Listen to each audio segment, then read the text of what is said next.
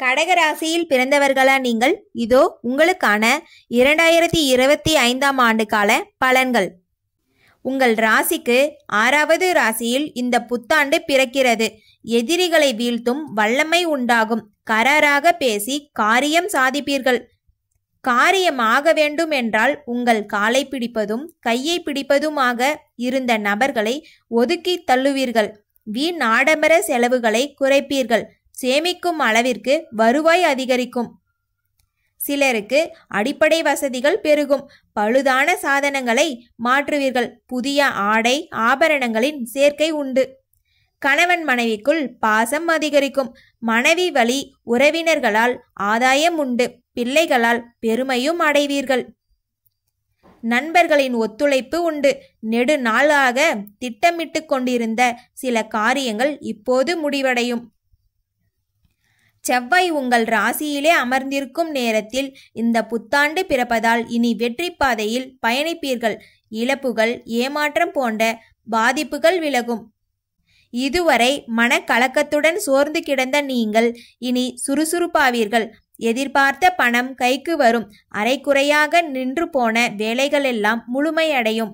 இந்த புத்தாண்டில் சனி 8இல் நின்று அஷ்டமத்து சனியாக திகழும் நிலையில் வீண் கோபம் மனக்கலக்கம் ஏற்படலாம். ஏமாந்து போன தொகையை நினைத்து வருத்தப்படுவீர்கள். ஏமாற்றிய நபர்களை நினைத்து ஆதங்கப்படுவீர்கள். மற்றவர்களை நம்பி பெரிய முடிவுகள் எடுக்க வேண்டாம்.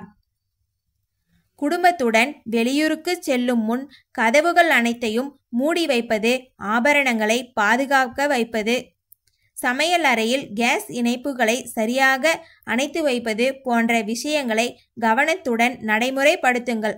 வீட்டில் களவு போகவும் வாய்ப்பு உள்ளது. ஆகவே கவனம் தேவை. குடும்ப அந்தரங்க விஷயங்களை வெளிநபர்களிடம் சொல்லி ஆறுதல் தேட முயற்படாதீர்கள். சிலருக்கு தாழ்வு மனப்பான்மை தலை தூக்கும். பெரிய நோய்க்கான அறிகுறியெல்லாம் இருப்பதை போல் தோன்றும். வீண் அச்சம் வேண்டாம்.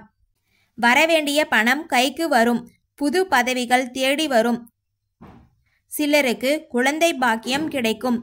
வீட்டில் கூடுதலாக ஒரு அறை அல்லது தளம் அமைக்கும் முயற்சிகள் பலித்தமாகும். அயல்நாட்டு தொடர்புடைய நிறுவனத்தில் வேலை கிடைக்கும். கல்யாண பேச்சுவார்த்தை நல்ல விதத்தில் முடியும். வீட்டு விசேஷங்களை முன்னின்று நடத்துவீர்கள். மே 11 முதல் வருடம் முடியும் வரை உங்கள் ராசிக்கு 12ஆம் வீட்டில் மறைவதால் வீண் செலவுகளால் சேமிப்பு கரையும். யாருக்காகவும் சாட்சி கையொப்பம் இட வேண்டாம். எதிர்பாராத பயணங்கள் உண்டு. உங்களை பற்றிய வதந்திகள் வரக்கூடும். தூக்கம் குறையும். பழைய கடன் பகையை நினைத்து அவ்வப்போது கலங்குவீர்கள். மற்றவர்களை நம்பி முக்கிய முடிவுகள் எடுக்க வேண்டாம். வியாபாரிகளே, கடையை விரிவுபடுத்தி பெரிய முதலீடுகளை போட்டு நட்டப்படுவீர்களே. இனி வாடிக்கையாளர்களின் தேவையறிந்து கொள்முதல் செய்வீர்கள். நீண்ட நாளாக மனதில் நினைத்திருந்த மாற்றங்களை இப்போது உடனடியாக செயல்படுத்துவீர்கள். வியாபாரத்தை பெருக்குவீர்கள். கொடுக்கல் வாங்கலில் சுமூகமாக நிலை காணப்படும். எதிலும் உங்கள் அனுபவ அறிவை பயன்படுத்துங்கள். வேலையாட்களிடம் கராராக இருங்கள். அலுவலகத்தில் தேவையில்லாத பேச்சுக்களை தவிர்க்கவும். மற்றவர்கள் விஷயங்களிலும் தலையிட வேண்டாம். சக ஊழியர்களில் சிலர் உங்களை பற்றி மேலதிகாரிகளிடம் குறை கூறுவார்கள்.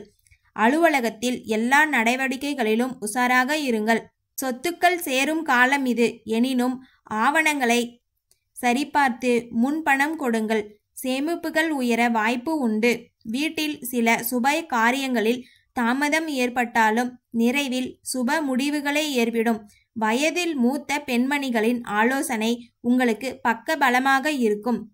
தீர்த்த சிறப்பு மிக்க தலங்களுக்கு சென்று தரிசனம் செய்து வாருங்கள். மாதந்தோறும் குல தெய்வத்துக்கு சிறப்பு வழிபாடு செய்யுங்கள். நடப்பதெல்லாம் நன்மையாகும். நன்றி. சிவமாருதி சேனலை சப்ஸ்கிரைப் செய்யுங்கள்.